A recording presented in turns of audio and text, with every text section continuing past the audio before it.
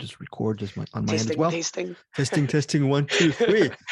Speaking of testing, Jordan, what was it like to actually have the lead in, it's a great movie, by the way. Thanks. Was it a lot of pressure on yourself that you put, or did you just like leave that pressure behind and just do the work in front of you? Yeah.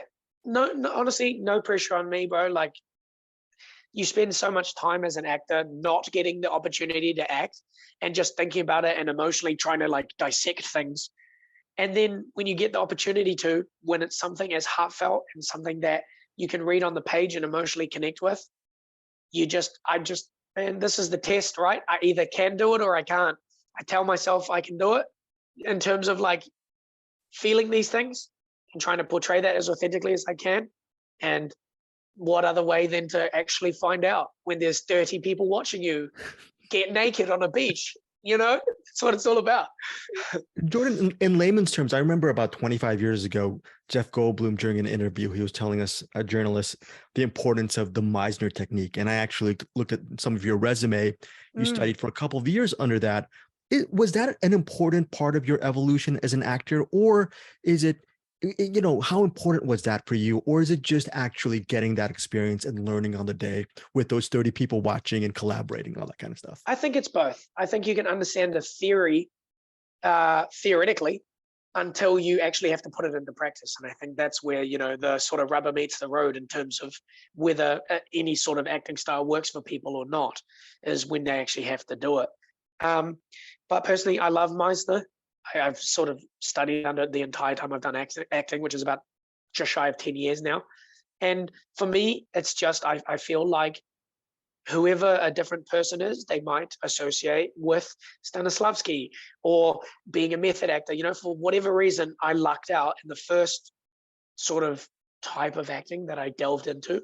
It just felt right to me. So much of Meisner just comes back to moment, focusing on the other person, interacting and living truthfully.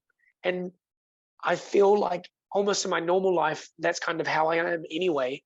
So it kind of just blended. There was synergy somehow. I don't know how. But what was it like for you just to work with such great co-leads in this movie? And I think one of the biggest strength of Punch is that it really feels honest and true. So what is it like to actually work from within with material with excellent actors opposite you, and then also with material that feels very real and not movie-like, I guess? Yeah. Well, the actors and Welby himself, amazing. Truly the biggest, like whatever happens now, whether that's more roles, whatever, the gift is being able to be part of something and an experience that was so beautiful. So working with them, Tim, Conan, Welby, all so beautiful in their own way, so friendly, so open, and so obsessed with trying to make their craft as good as it can be.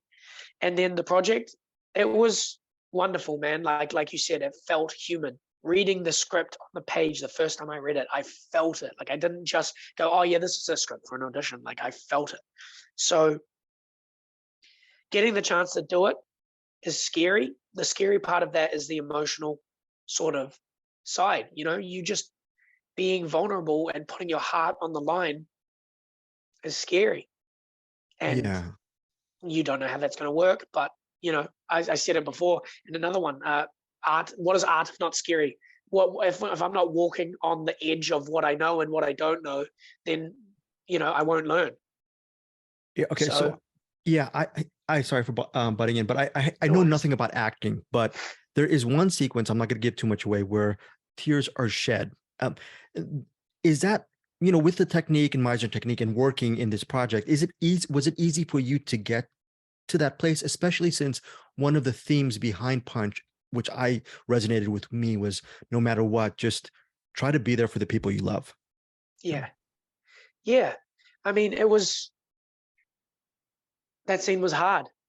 From the moment I read it, I was crying reading it, because it's someone, the person that you should have been there for, like the person that was your friend. You're the only person that in the town even treats them like a human, and the fact that you're like not being there for someone, that feeling of disappointing someone so greatly it's beyond words. like that you just weren't strong enough to be there when they needed you. I mean, that's right there. Even now, I could cry at that feeling. I suppose I'm kind of an emotional person anyway, but I don't have any necessary connection with that feeling in my day-to-day real life. But through Meisner and what I was taught and what I felt and the beauty of what's written on the page just comes out, especially with Tim there You, and you, Welby, no joke. After watching this, I'm just assuming that you guys as co-leads are going to get so many offers. Is that something that you're a professional? Is that something you think about, or is it like you just said, this project is so personal for you that you can take whatever comes because Yeah. this is, yeah. Obviously, as a human being, like I want variance. I want to try and do more. I want to learn. I want to be Welby, and being around Welby and Tim and Conan. What a chance to learn and be around people that I would happily not even act. I'll just sit in a room and let them talk, and I'll listen and learn. So I want to do more, man. I've got such a appetite and energy to. I'll give anything a go, but I can't control that as an actor. I can't be like, hey, I need this next, because it's not under my control, plain and simple. So I'm content, I'm happy, and I'm positively looking forward.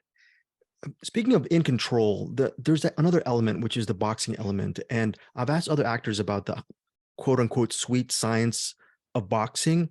Were you able to understand why people call boxing the sweet science when you get Oh under the yeah. layers? Yeah, it's just from your words, I guess. Oh yeah.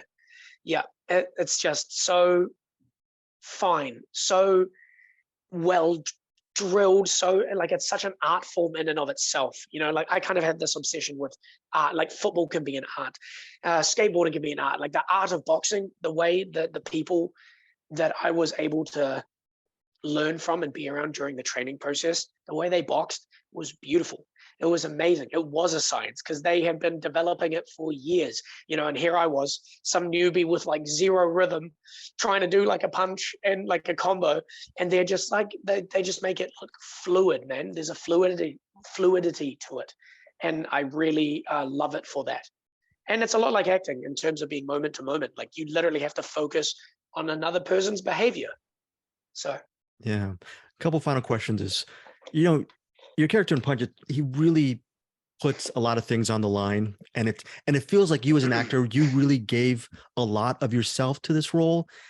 And have you always been like that as an actor, as far as your dreams and giving whatever it takes, as opposed to, I'm sure some people being human beings will hedge your bet. Well, I can be an actor, but I can also be all these things. But it just seems you abandon you. Is that how you approach acting as well?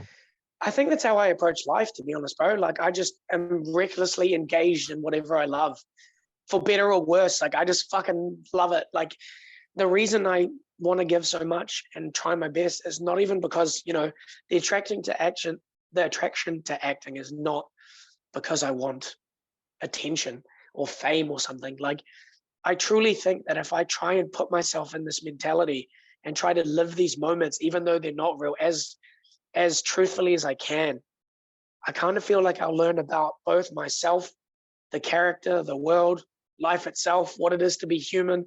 Like I just learning through reckless abandon. That's how I'll phrase it. Yeah. Final question, Jordan, and this is, I guess, the toughest one, is right off the top of your head, can you name one of your all-time favorite films, and what is it about this specific movie that resonates with you? La Vita e Bella, Life is Beautiful. Oh, yeah. Yeah. The Italian version, not the American dub, sorry. But yeah, it's just amazing. It starts sort of really over the top and eccentric. And then it just weaves this story of like, no matter where you are in life, no matter what prison or physical thing constraint is put around you, like your mind, like you can be the master of how you view things, how you interact with other people, whatever stress and what comes at you in life. I love that. Like that is such a thing that I feel. So I love that movie. And as we're leaving, did you ever feel with your reckless abandon POV that you'd ever get to this place where you'd have a really great movie to support, and people like me, journos, are just complimenting you on your performance? Did you ever think you'd get to that place? No, I didn't really think about that, to be honest. I don't really project forwards and try to see what might happen. I kind of just focus on the moment and see what happens. Whatever comes after is just icing on the cake. Thank you so much, Jordan. Really enjoyed this film. Awesome, man. Nice to talk to you, Greg. Pleasure. Take care. Talk to you soon. Yeah, man. We'll see, All right. eh? Take care. Okay. See ya. Bye-bye.